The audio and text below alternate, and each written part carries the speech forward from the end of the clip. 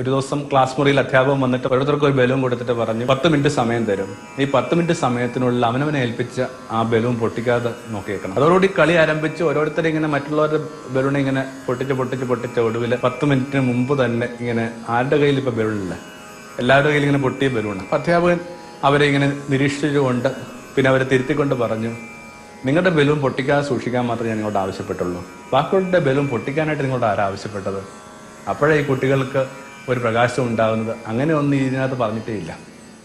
സ്വന്തം ബലൂൺ പൊട്ടിക്കാതിരിക്കാനായിട്ട് നോക്കിയാൽ മാത്രം മതി. ബാക്കിയുള്ള ബലൂൺ പൊട്ടിക്കാനായിട്ട് ആരാ പറയുക?